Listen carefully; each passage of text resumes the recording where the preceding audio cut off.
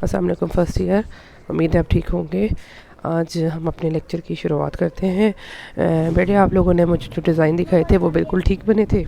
آپ کا ڈیزائن مطلب جو آپ لوگوں نے کلر کیے تھے وہ ٹھیک تھے۔ کچھ بچیوں کو میں نے پوائنٹ آؤٹ کیا تھا، آپ کے جو ٹائل ہوتا ہے اس میں سینٹر میں جو ہے نا وہ موٹیو تھوڑا بڑا ہوتا ہے، تو آپ ٹائل ڈیزائن کو جن کی غلطیاں تھیں وہ دور کر لیں۔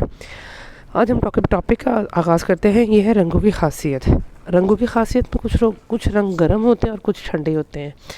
گرم رنگ سے مراد جس کو پہن کر یا جس کو دیکھ کر ہمیں گرمی کا احساس ہوتا ہے، جیسے کہ ریڈ، یلو، مطلب برائٹ یلو، اس کے بعد بلو، اورینج، جو ہم گرمیوں کے موسم میں پہنے سے گریز کرتے ہیں، کیونکہ یہ وہ رنگ ہوتے ہیں جو اپنے اندر گرمی کو ایبزارب کر لیتے ہیں یا جذب کر لیتے ہیں، اور ہم یہ رنگ سردیوں میں پہنتے ہیں۔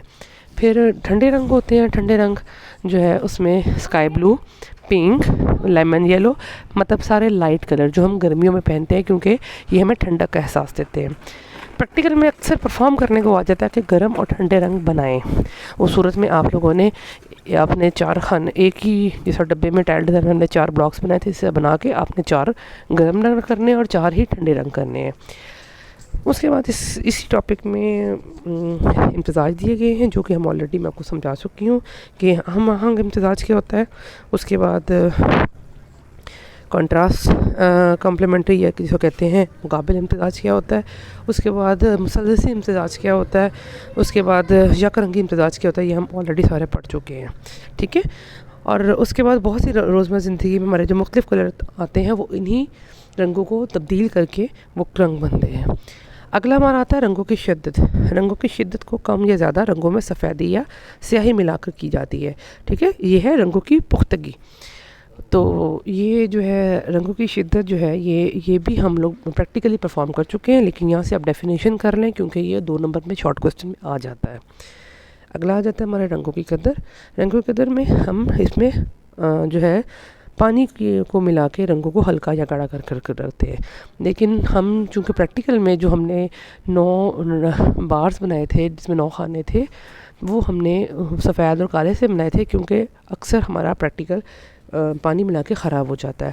لیکن ویسے یہ کہا جاتا ہے کہ رنگوں کی قدر کو کم یا زیادہ ہم رنگوں میں جو ہے پانی ملا کر کرتے ہیں، ٹھیک ہے۔ آج ایک ہم نیا ٹاپک شروع کریں گے، وہ ہے آرٹ کے اصول۔ آرٹ کے اصول ہمارے گھروں میں ہم جو دیکھتے ہیں، ہم لوگ آرٹ کے اصول کو اس طرح فالو نہیں کرتے۔ آرٹ کے اصول کیا ہوتے ہیں؟ کسی بھی چیز کو منظم طریقے سے ترتیب دینے کو آرٹ کے اصول کہتے ہیں، خواہ وہ آپ کے کپڑے ہوں، خواہ وہ آپ کا کمرہ ہو، ٹھیک ہے۔ ہر چیز آرٹ کے اصولوں پہ منبی ہوتا ہے۔ جب ہم اس کو پریکٹیکلی پرفارم کریں گے، ہم اس میں پکچرز اکٹھی کریں گے گھر کی اندرونی سجاوٹ کی، اور آپ کو میگزینس میں عموماً باہر کے سجے ہوئے گھروں کی پکچرز ملتی ہیں، اور وہ اس میں آپ کو ہر پکچر میں آرٹ کا اصول، سارے اصول ملتے ہیں۔ ہمارے یہاں پہ ایک کسٹمز بنے ہوئے ہیں کہ کمرے کی کیپیسٹی کے بغیر ہم لوگ کمرے کا فرنیچر کا تعین کرتے ہیں، تو اس کا رزلٹ کیا ہوتا ہے کہ ہمارا فرنیچر کمرے سے باہر نکل رہا ہوتا ہے یا ہمیں ہیوی محسوس ہوتا ہے۔ ہم لوگ جو ہے وہ مطلب وہ کہہ لینا کہ فیشن اورینٹڈ ہے۔ ہم لوگ لوگوں کی چیزوں کو دیکھ کے چیزوں کو اپناتے ہیں۔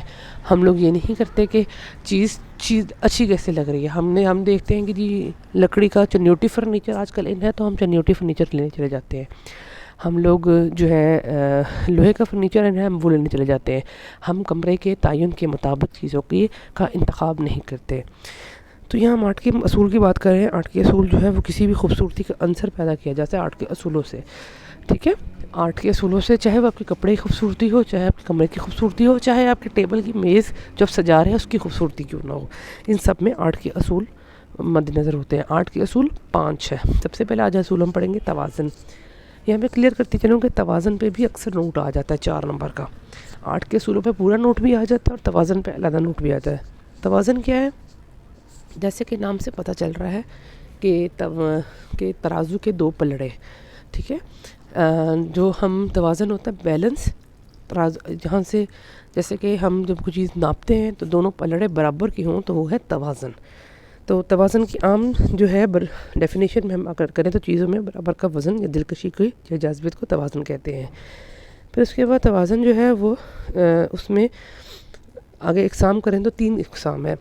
رسمی توازن، غیر رسمی توازن اور گھومتا توازن۔ رسمی توازن وہ توازن ہے جس میں دونوں طرف کے وزن جو ہے وہ برابر کے ہوں، جیسے کہ آپ کو اوپر تصویر میں نظر آ رہے ہیں کہ دونوں طرف کے ترازو کے برابر کے ہوں۔